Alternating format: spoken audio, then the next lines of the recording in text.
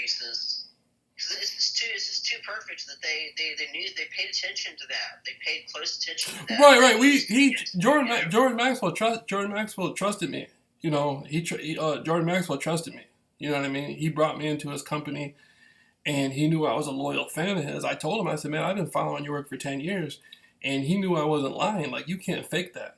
Like, I explained to him what research I was doing. I explained to him what I knew about his research, so he could tell by the way I was explaining the research. He knew I wasn't lying. You know what I mean? Right. And we just went. He was really cool. He was really cool. You know, he was really cool. And he's an old timer, and you gotta respect. That's the bad thing. That's the one thing I don't like about what happened between me and Jordan. It makes me look disrespectful to old timers, to older people.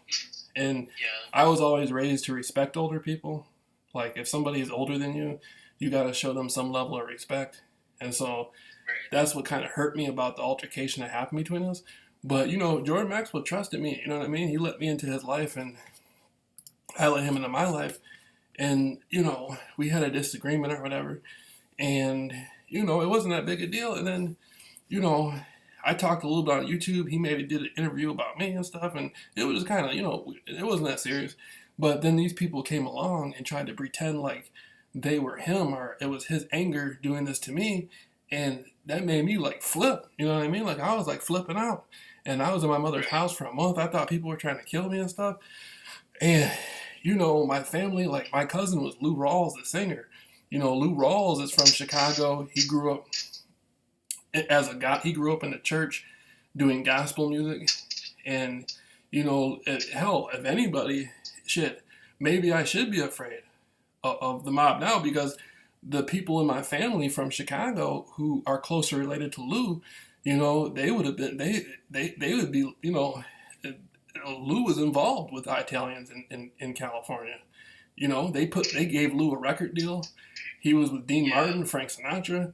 So that's making me look bad. It's making me look bad with my family. You know what I mean? Because they're like, what the fuck are you? They're like, you know, they're sitting here like, what the fuck are you doing? You're on YouTube talking bad about Jordan Maxwell, and then Jordan Maxwell's in pictures with George Lucas and Steven Spielberg, and you know goddamn well these Jewish people in California are the people who gave Lou Raw his chance. Like, what the fuck? Like, what the fuck's wrong with you? You know what I'm saying? And so the gang stalkers destroyed a lot of stuff. I just think, you know, like, as far as those guys, like, are they that petty, or is it something else? Because, I mean, I feel like the Jonestown thing is more what would have set somebody off if you were close to something that hadn't been talked about. Well, somebody did, you know, there was some stuff that happened with me, and somebody really did try to hurt me. You know what I mean? Somebody did try to hurt me, and I think, you know, it definitely wasn't any mafia guys. You know what I'm saying? How, if the mafia wanted to kill you, if the mafia wanted to kill somebody, you would be alive. The FBI can't. The FBI can't protect you from the mafia. You know what I'm saying? I'm smart enough to know that. I've been studying the CIA my whole life. I know how it goes, and but I never had any problem with no. I never seen any mafia guys. You know what I'm saying? All I do, you know what I mean? It might be maybe it's the Communist Party. You know, because Jim Jones was communist or something. Maybe it's somebody from the Communist Party working for the FBI, the Communist Party with the FBI, probably. You know, I don't know. The federal, it was definitely some snitches. Yeah. You know. Yeah, I was curious because I was thinking about stuff I can remember, and I can remember when I was like 10. Those were the times that George Bush Sr. was at my house, and I swear to God, I'm pretty sure that he said something to me about Jonestown and about how the CIA had studied that very carefully as far as ways of carrying off like false flags, but also of actually killing lots of people, and that's where he got his idea to have body doubles of himself. Like Bush had like a couple of body doubles. You ever notice usually this? Yeah, Bush Senior. Yeah, Bush Senior had doubles. Most presidents do. Most presidents do have body doubles. You know what though? I want to add, I want to continue with the Bush thing, but I want to ask you one more question though, real quick before we jump off topic.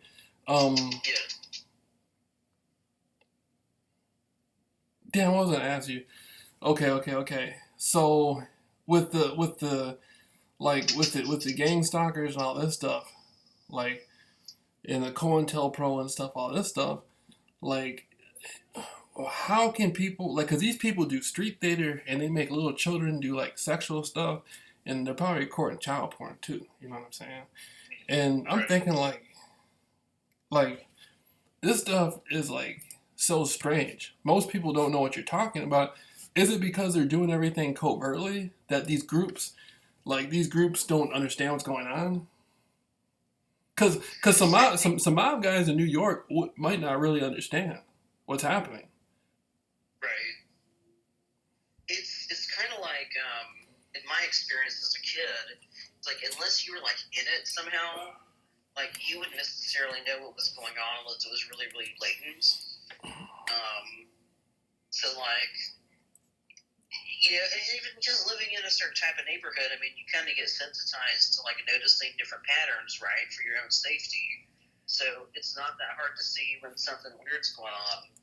Um, and I kind of think that the other people who do notice, I mean, I felt like I was living in a CIA-controlled neighborhood. So there were like neighbors that like just would happen to not be around on a weekend when stuff was happening in like broad daylight in our front yard.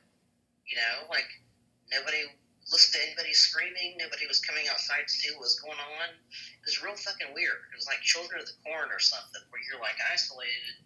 You're isolated to anybody noticing, and yet you're in like the middle of Dallas. You know what I mean? Like it You makes no know, sense. right? And I'm taking this stuff seriously because I'm trying to find out. Like if there's Freemasons involved in it, are these Scottish Rite Freemasons or York Rite Freemasons?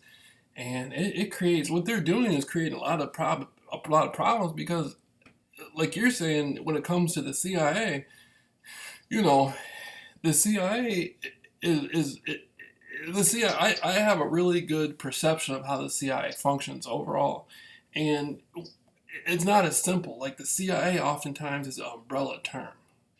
And there's Right. people, there's like 80% of the CIA is unknown. Like most people in the CIA don't even know they're working for the CIA unless they're a card carrying member from Langley. Right. You know what I mean? And that was one of the biggest problems with me studying Jim Jones and the People's Temple was it wasn't just about Jim Jones. It was about all the other stuff that was going on back in the 60s and 70s, 50s too. It's 50s, 60s, and 70s. And I wasn't just talking about Jim Jones and what happened with the poison Kool-Aid and the body doubles. I was getting into banking and finance and things that went outside of Guyana and went outside of California. I mean, Jim Jones was involved with the leaders in North Korea Uh-huh. through the Communist Party. Right. So it could have been there could be foreign operatives that have an issue with me. It might not be the United States government. These people these people could be working for a foreign government doing playing around with me. Maybe they don't have Oh enough. no, You see what I'm saying? no doubt. Yeah, no doubt. No, because what my handlers told me is some of the stuff that's happening over here is actually the work of a North Korean network. Like they're helping carry off some of the false flags, even though they're using Americans to do it. And yeah, if they want to wage like silent warfare against us, if they've got a problem with you, it could have been Then because if there was some. Yeah. then there's other people. Then there's other people I have concerns about too because in my first interview with Jordan Maxwell, I talked about Kenneth Anger. And Kenneth Anger was a child actor from back in the 1950s. And Kenneth Anger, of course, is a member of Ordo Templi Orientis. Kenneth Anger, everybody knows Kenneth Anger is a high-ranking Ordo Templi Orientis member, which is a magician mason, right? And people like Kenneth Anger might be watching this on YouTube, and he might be interested in what's going on. So he may ask a couple private investigators, say, "Hey, this Jamil guy mentioned me in the interview, and I'm concerned about what's going on with him because I don't want anything to reflect badly on me." So he might have somebody look into the issue and follow me around a little bit just to make sure I'm okay or to make sure he's okay. And then Right. and then his name could get brought into it. And then everybody will think Ordo Templi Orientis in California was involved. You see what I'm saying? And so that's the problem with this stuff is because some real mafia guys might actually show up in Muskegon and follow me around a little bit not meaning to harm me, just trying to figure out what the fuck's going on. Right. Who are all these other people following me around? It doesn't mean they Right. want to hurt anybody. They just want to know what's going on. And that's the problem with these criminals, is because all these other people are swooped up in this stuff, and I'm just one guy. I can't defend. You see what I'm saying? Yeah. I can't defend the whole world from, I just want to be left. I'm just one guy in Michigan on the internet. Just want to be left alone. Like I met Kenneth Anger. He was a really nice guy. When I met him, I knew he was a member of the OTO. I didn't have any problem with the OTO. I still watch Kenneth Anger on YouTube. I like Kenneth Anger. He was a friend of Bobby Boussalet from the Manson family. I know all that stuff. I don't have any problem with him.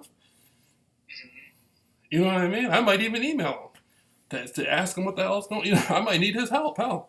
You know what I'm saying? I don't, that's the problem with these criminals in Norton Shores. I wish I could help you, man. It's a pretty difficult thing to untangle.